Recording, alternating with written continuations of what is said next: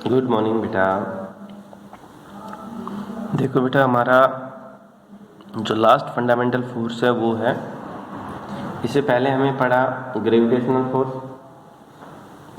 Electromagnetic force और strong nuclear force. लेकिन आज हम पढ़ेंगे वीक न्यूक्लियर फोर्स।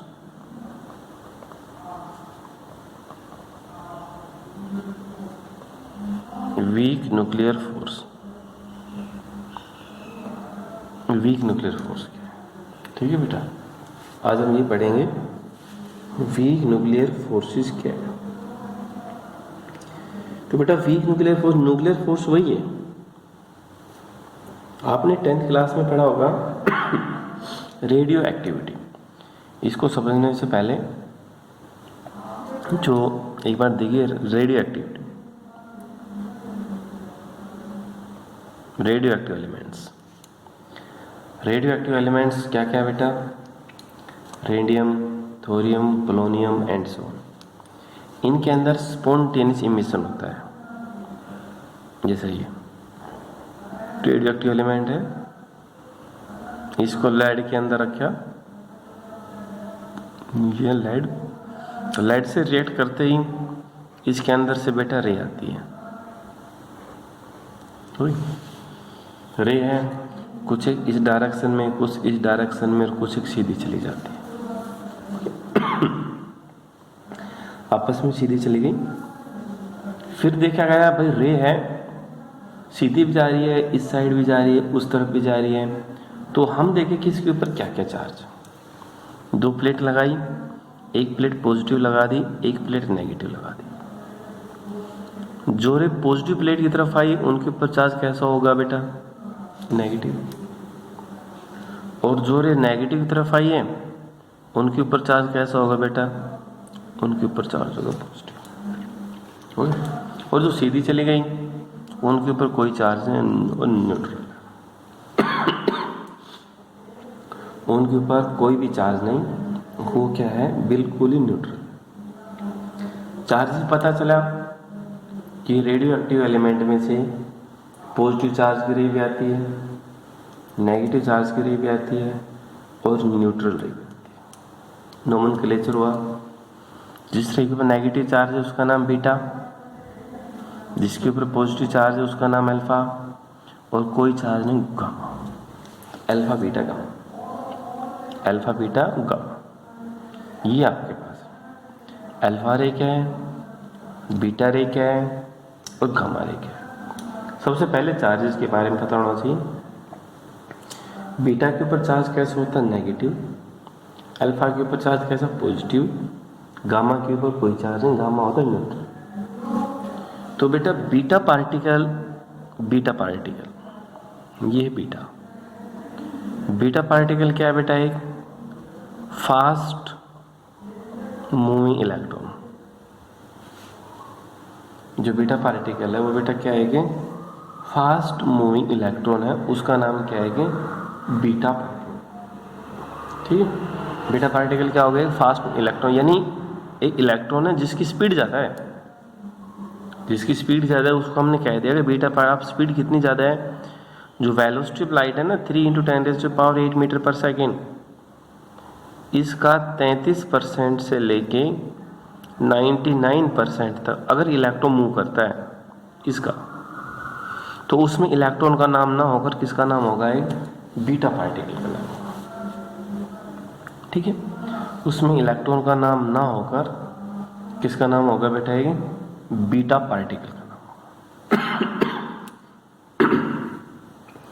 तो अब ये जो इलेक्ट्रॉन यानी बीटा पार्टिकल के ऊपर चार्ज कितना? जितना इलेक्ट्रॉन के ऊपर चार्ज है, सिर्फ स्पीड ज़्यादा होगी, इसलिए उसको क्या कहते हैं? बीटा।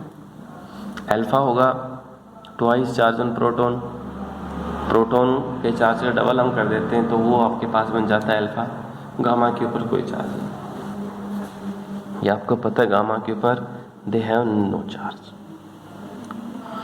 अब जो ये न्यूक्लियस है, ये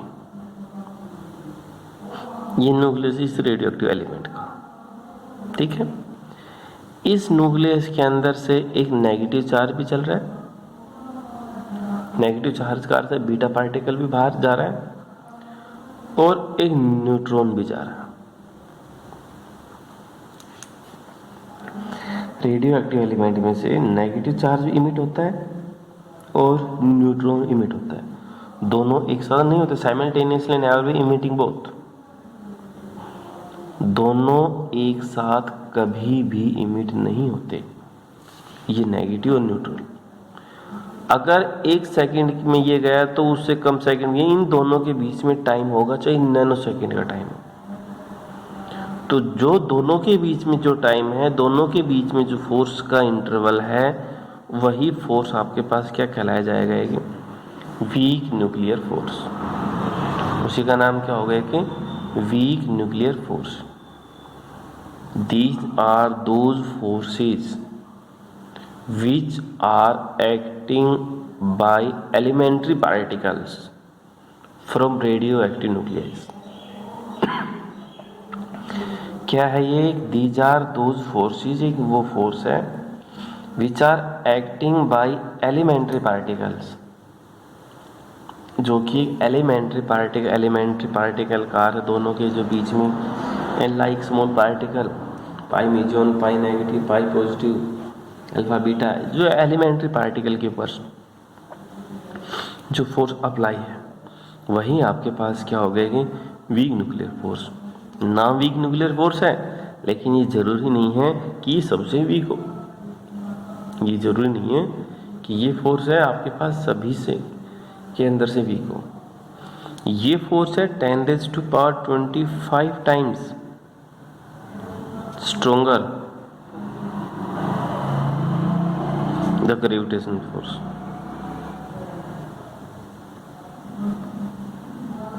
ग्रेविटेशनल फोर्स, तो ये क्या होगा? 10⁻25 times stronger the gravitational force, यानी सबसे वीक फोर्स कौन सा हुआ? Gravitational force. जो 4 फंडामेंटल फोर्सेस हमने पढ़े हैं, उनमें से बेटा सबसे वीक फोर्स कौन सा हुआ? Gravitational force. वो वीक फोर्स है, इसका नाम वीक फोर्स है, लेकिन 10⁻25 टाइम्स स्ट्रोंगर है ग्रेविटेशनल फोर्स से। तो वो आपके पास क्या हो गया? ये फोर्स है एक एलिमेंट्री, और बाकी प्रॉपर्टी है लगभग वही मिलती जुलती, दोनों की प्रॉपर्टी है।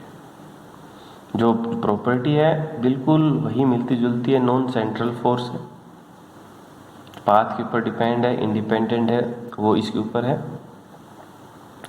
लेकिन प्रॉपर्टी लगभग सबकी सेम है, 1-2 पॉइंट को छोड़ के। ठीक है, तो वीक न्यूक्लियर फोर्सेस क्या है? These are those forces which are acting by elementary particles, यानी in which beta particle are emitting from the radioactive nuclei. जो बीटा पार्टिकल है बेटा, वो रेडियो एक्टिव न्यूक्लियाई में से जा रहा है, और उसी के जस्ट बाद ही न्यूट्रॉन जाता है।